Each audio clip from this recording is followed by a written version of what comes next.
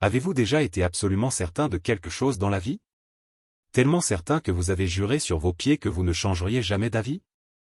Eh bien, aujourd'hui, nous allons découvrir l'histoire d'un homme qui avait cette certitude. Un homme qui a construit sa vie entière en rejetant ce que ses parents lui avaient enseigné. Un homme dont la raison était sa religion et le scepticisme sa foi. Mais il y a des moments dans la vie où l'univers décide d'agir d'une manière qui ne correspond à aucune équation. Il y a des rencontres qu'aucune logique ne peut expliquer. Il y a des miracles qui changent tout à jamais. Si vous doutez de votre spiritualité, si vous avez perdu la foi à un moment de votre vie, ou si vous pensez que science et religion sont ennemis, cette vidéo est faite pour vous. Car ce que vous allez voir aujourd'hui n'est pas seulement une histoire religieuse. C'est le parcours d'un homme qui a dû réapprendre à regarder le monde les yeux fermés et le cœur ouvert. Je m'appelle Claude et cette chaîne est dédiée aux histoires vraies de transformation spirituelle. Des histoires de personnes qui ont trouvé des réponses là où elles ne les attendaient pas. Si vous souhaitez mieux comprendre votre propre cheminement spirituel, abonnez-vous et activez les notifications dès maintenant. La semaine prochaine, je vous raconterai une autre histoire qui pourrait changer votre perspective à jamais. Restez avec nous pour découvrir l'histoire de quelqu'un que l'univers n'a jamais cessé de solliciter. Même lorsqu'il persistait à détourner le regard. Il s'appelle Mathieu Laurent. À 47 ans, il est cardiopulmonologue au CHU de Lyon. Mais l'histoire ne commence pas en 2024. Non. L'histoire de Mathieu commence en 1976, dans une petite maison à alcôve du quartier de Villefranche-sur-Saône. Sa mère, Simone, était une fervente catholique. Son père, François, était ingénieur et scientifique. Son grand-père paternel était prêtre. Mais Mathieu n'aurait jamais imaginé que cette combinaison d'héritage créerait la tempête parfaite qui définirait toute sa vie. Mathieu a grandi en entendant deux récits simultanés. Le dimanche, sa mère l'emmenait à la messe à Saint-Étienne. Elle murmurait des prières tandis qu'il se balançait avec ennui sur le banc de bois. La semaine, son père l'asseyait à table et lui expliquait que les croyances étaient des constructions sociales. Que la religion était un système de contrôle. Que seule la science révélait la vraie nature de la réalité. Mathieu n'avait que 10 ans lorsque son grand-père est décédé. Il était encore prêtre. Et ce qui aurait dû être un moment de spiritualité a tourné au désastre. Pendant la messe des funérailles, un évêque en visite s'est lancé dans une tirade incendiaire contre la médecine moderne. Il a déclaré que ceux qui mouraient de certaines maladies manquaient de foi. Cette prière devrait précéder celle d'un médecin. Son grand-père était mort d'une crise cardiaque. Un homme qui avait passé sa vie à prier. Un homme profondément croyant. Et maintenant, son propre confrère ecclésiastique lui disait que sa foi n'avait pas été suffisante. Qu'il n'avait pas assez prié. Mathieu regarda sa mère à cet instant. Elle pleurait. Et il comprit quelque chose chez cet enfant. Il comprit une contradiction fondamentale. Et cette contradiction allait le ronger pendant les 40 années suivantes. Quand vous êtes enfant et que vous découvrez que les adultes mentent sur les choses les plus importantes, quelque chose en vous ne fait plus jamais confiance de la même manière. À 15 ans, Mathieu cessa d'aller à la messe. À 18 ans, il avait dévoré tous les livres de Richard Dawkins disponibles en français. À 22 ans, lors de sa première année de médecine, il se considérait comme un soldat de la raison. Chaque patient guéri était une épreuve. Chaque diagnostic correct était un triomphe de la science sur la superstition. Il ne parlait jamais de religion avec sa mère. Mais Simone sentait la distance. Elle l'observait pendant les repas de Noël. Ce regard de compassion à peine dissimulé lorsqu'elle évoquait la messe. Ce sourire qui disait « Je suis supérieur parce que je crois aux faits, pas aux contes de fées ». Puis, à 28 ans, Mathieu rencontra Isabelle. Elle était dermatologue, intelligente et tout aussi sceptique que lui. Ils se marièrent à l'état civil. Pas d'église. Pas de prêtre. Pas de rituels archaïques. Deux hommes et une femme modernes construisant une vie fondée sur la raison pure. Ils eurent 2 enfants, Léon et Sophie. Mathieu les éleva exactement comme son père l'avait élevé. Avec des explications scientifiques pour tout. Pas de magie. Pas de mystère. Pas de religion. Tout était explicable. Tout était rationnel. Tout était sous contrôle. Mais la vie a un sens de l'humour très particulier, n'est-ce pas? Et puis vint ce dimanche qui allait détruire tout ce que Mathieu avait construit. À 45 ans, Mathieu était le médecin le plus respecté de sa clinique. Il avait publié des recherches sur les arythmies cardiaques. Il était invité à des conférences internationales. Il incarnait la supériorité de la raison.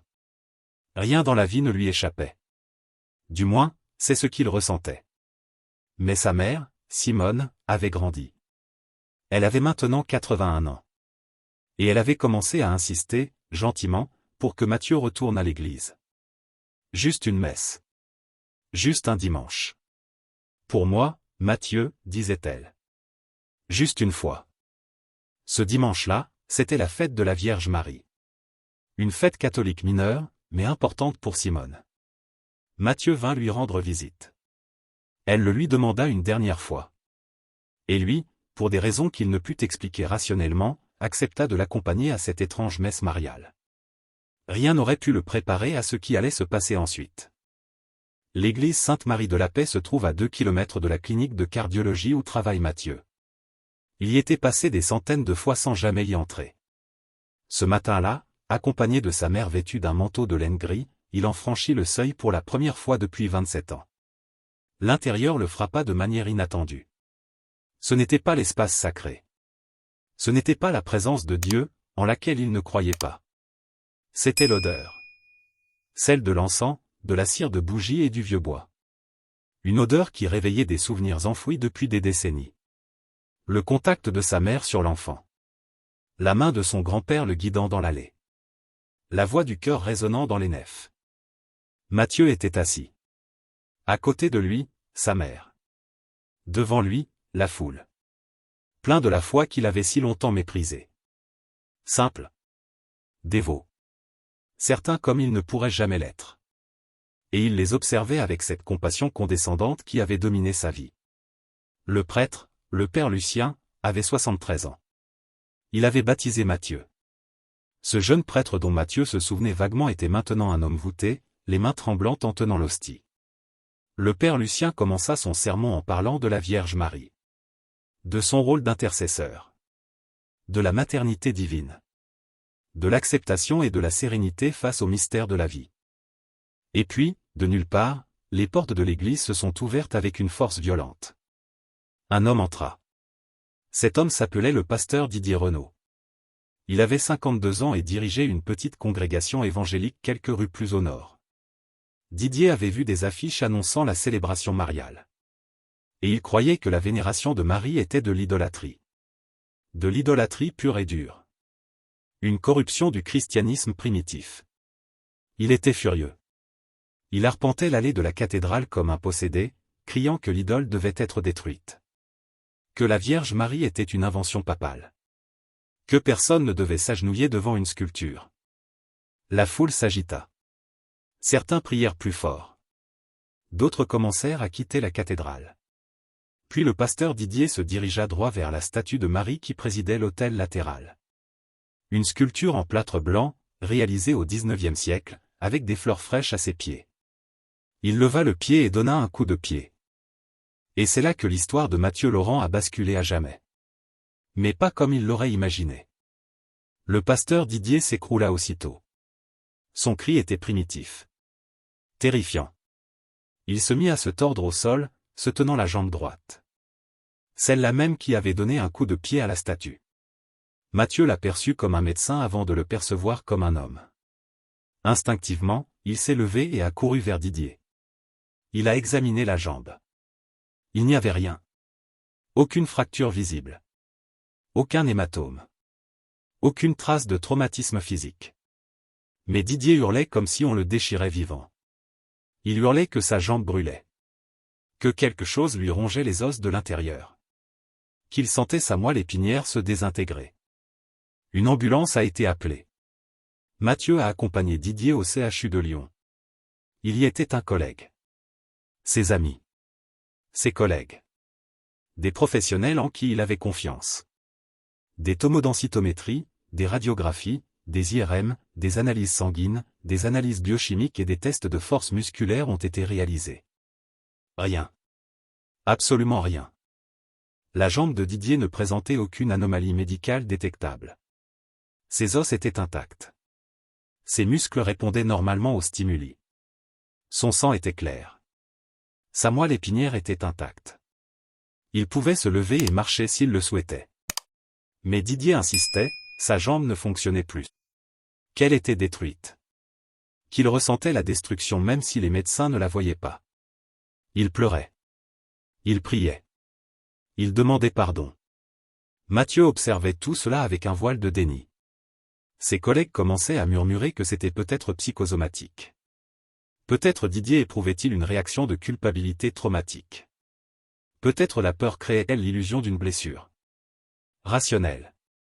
Explicable. Sans miracle. Sans mystère. Mais ensuite, lors de la 3e nuit de Didier à l'hôpital, quelque chose s'est produit que Mathieu n'a pas pu rationaliser si facilement. Mathieu faisait sa ronde nocturne.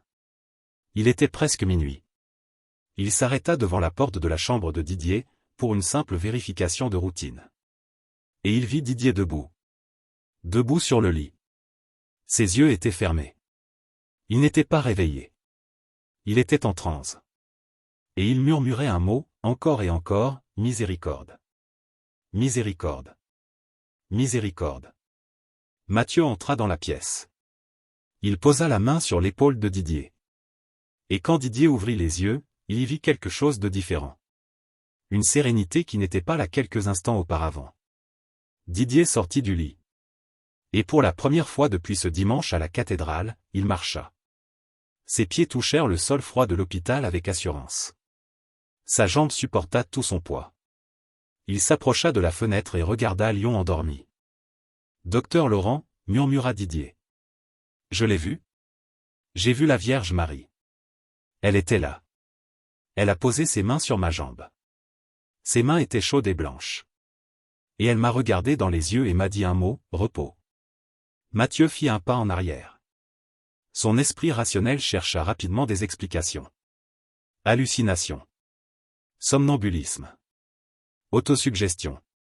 Tous les mécanismes de l'esprit que la médecine comprenait. Mais Didier marchait. Sa jambe était forte.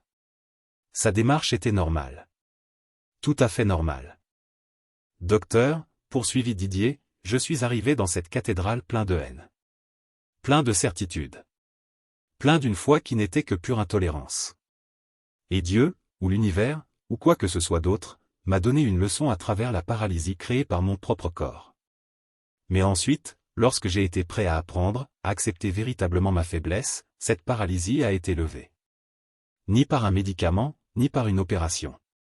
Par une rencontre avec quelque chose qui transcende mon entendement. » Mathieu ne savait plus quoi faire. Sa carrière, son identité, tout reposait sur le postulat que la rationalité était supérieure. Que la science expliquait tout. Que ceux qui croyaient au miracle étaient simplement naïfs. Mais Didier avait marché. Les analyses étaient indéniables. La documentation était irréfutable.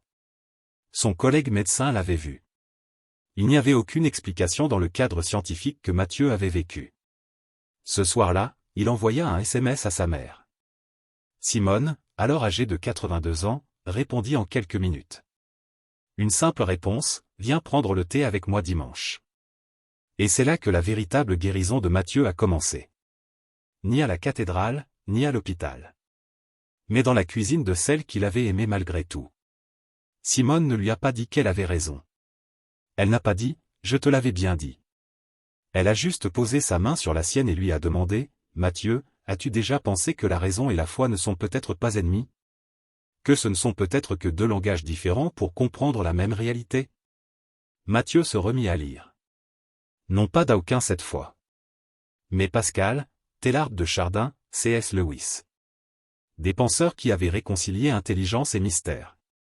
Et il découvrit quelque chose qui était passé inaperçu toute sa vie, l'humilité d'admettre qu'il existe des choses qui dépassent l'entendement humain. Et cela n'affaiblissait pas la raison. Au contraire, elle la complétait. Il recommença à fréquenter l'église Sainte-Marie de la Paix. Pas tous les dimanches, mais régulièrement. Et il retrouva ce qu'il avait cherché toute sa vie sans le savoir, la communauté. Des gens qui doutaient, qui questionnaient, qui cherchaient. Non pas des gens qui avaient toutes les réponses. Des gens qui, comme lui, étaient en chemin. 6 mois plus tard, Mathieu visita la cathédrale où la statue avait été détruite. Elle avait été restaurée. Devant elle se tenait Didier. Il avait quitté son ministère évangélique. Il suivait désormais une formation pour devenir prêtre catholique. Ils s'étreignirent. Et Matthieu pleura. Pour la première fois depuis 47 ans, il pleura devant une icône religieuse. Mais cette fois, ce n'était pas à cause des contradictions. C'était à cause de l'unité. De la possibilité que la Vierge Marie, que ce soit en tant que réalité spirituelle ou en tant que symbole profond du pouvoir transformateur de la compassion, ait touché deux hommes et les ait transformés. Aujourd'hui, à 50 ans, Matthieu Laurent reste le cardiologue le plus respecté de Lyon. Mais il porte désormais un regard différent sur ses patients. Il comprend que la guérison ne se limite pas à la biologie. Elle relève aussi de la psychologie et de l'esprit. Elle repose sur le dialogue entre le rationnel et le mystique. Il publie des recherches sur l'influence de la spiritualité sur la récupération cardiaque. Ces données sont incontestables, les patients croyants, quelle que soit leur religion, ont un meilleur pronostic. Isabelle, son épouse, l'accompagna finalement dans ce cheminement. Sans grand spectacle. Mais peu à peu, elle commença à assister à la messe avec lui. Et elle découvrit, comme Matthieu, que la raison pour laquelle il s'aimait si ardemment n'était pas affaiblie par la spiritualité. Elle s'enrichissait. Ses enfants, Léon et Sophie, désormais jeunes adultes, ont fait leur propre choix. Mais ils l'ont fait en toute conscience, sans le rejet instinctif que Matthieu avait éprouvé. Et cette différence, cette liberté choisie plutôt qu'imposée, a fait toute la différence. Vous êtes ici dans cette vidéo parce qu'une partie de vous-même est en quête de quelque chose. Peut-être avez-vous perdu la foi. Peut-être avez-vous vécu dans une certitude aveugle et commencez-vous à vous poser des questions. Peut-être êtes-vous quelque part entre deux mondes, incertain de celui vers lequel vous tournez. C'est une position inconfortable. Mais c'est aussi une position de croissance. C'est là que la véritable transformation se produit. Non pas quand on a toutes les réponses, mais quand on a enfin le courage de poser les bonnes questions. L'histoire de Matthieu Laurent nous apprend quelque chose d'important, la foi et la raison n'ont pas besoin de s'affronter. Elles peuvent danser ensemble. Et lorsque cela se produit, lorsque nous laissons notre intelligence et notre esprit travailler en harmonie, nous ne nous contentons pas de croire au miracle. Nous en devenons capables. Si cette histoire vous a touché, si vous avez reconnu une partie de votre propre parcours en Matthieu, laissez un « j'aime » maintenant. Commentez ci-dessous, quel est votre propre point de rencontre entre le rationnel et le spirituel? Quelle est votre histoire de transformation? Et n'hésitez pas à vous abonner à cette chaîne. La semaine prochaine, je partagerai l'histoire d'Amélie Bonneville, une neurochirurgienne qui a ouvertement exprimé son incrédulité lors d'une conférence scientifique. Puis, dans son cabinet, elle a vécu un événement qui l'a poussée à tout remettre en question. Activez les notifications pour ne rien manquer. Parce que ces histoires doivent être partagées. Elles doivent atteindre ceux qui sont là où vous êtes, dans cette zone d'ombre entre deux vérités, en quête de lumière.